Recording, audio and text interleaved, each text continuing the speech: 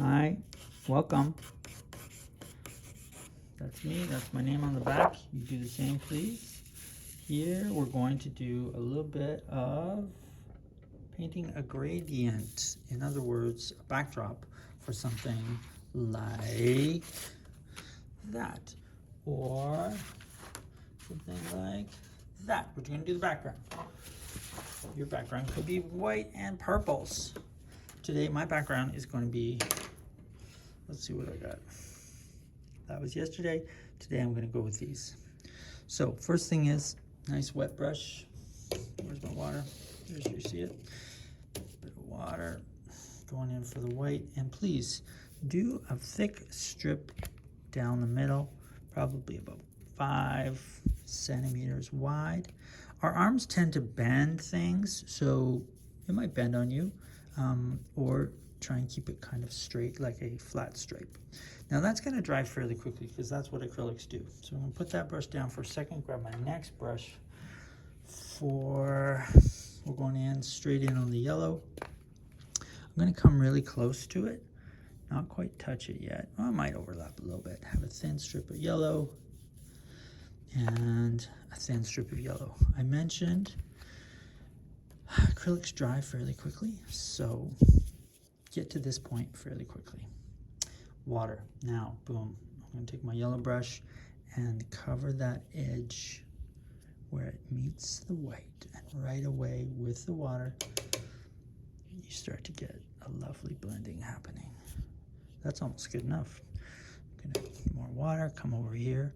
The head of my brush is sort of falling off. Sometimes if these get dried straight up, the water runs down and breaks the seal in here. So we have to work on fixing that. So what I'm aiming for is to try and get a smooth transition, not an abrupt one, so that that place between white and yellow becomes a bit distorted. It's hard to tell. It's like a beautiful sunset or sunrise. All right, I'm even starting to talk a bit like Bob Ross. So from there, I didn't have to use my white to go over the yellow. I just used my yellow to go over the white. Next, I got this brush. It's a little bit smaller. A little bit of water. Having a wet brush helps it clean up anyways quicker. So if you see here, I did about half and half, which is quite actually a red-y orange. There we go, another stripe close by. There's a bunch of yellow there, so that'll help us out. The one thing to keep in mind, like I said before, is if you leave this too long, the paint's dry and you can't get this blending. So water, orange brush over the yellow. I'm starting to lose my yellow though because the orange is covering it. So maybe I'll do this one too. Maybe instead of blending this with the orange brush, I'll put it aside and grab my white-ish yellow brush. Even though it's got a bit of white, I think it'll still be good for blending. I can also go and grab some more yellow from the palette if I need to. And this time, I'm going down. Oops, I spun my brush and got some orange, so maybe clean it a bit. A bit more water. That's just what the sunset is doing today. Back and forth until you're happy, right? You can make this perfectly photographic or you can leave it a little bit streaky, but don't rush like me. Slow down. Go onto that edge. It's already starting to dry.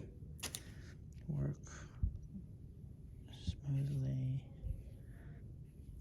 Yeah, so I've come down a bit much for my, you know what, I'm gonna take my, no, yeah, okay, I'm gonna take a little bit of white, and I'll go up, or maybe grab some yellow from the palette, and then go up and try and sort of fix that. Doesn't really matter because it looks good, it looks smooth.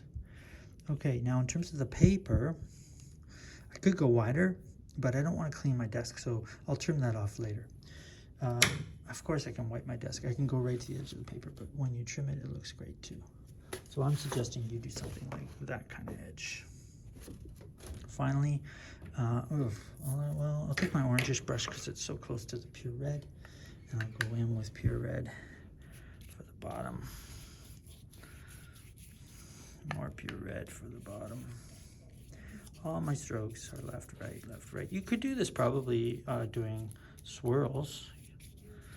It doesn't have to be strokes left, right, but that's how I'm enjoying it right now.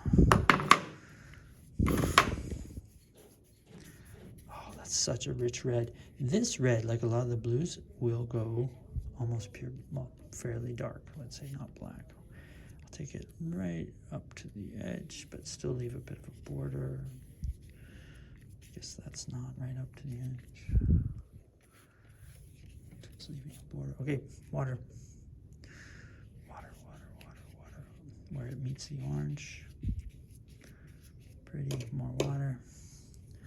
Water, water, water, water, water. Sound effects help. Or just positive painting words. Am I done? That little bit's, yeah, we'll keep that. Okay, let it dry, and then you'll be ready next class to put on some happy little trees. And this, of course, kind of painting goes in every painting. How do I make the flesh a little darker in the shadow? How do I change the fold of fabric, right? So being able to do a gradation like that, the key is working acrylics while they're wet and with water. Good.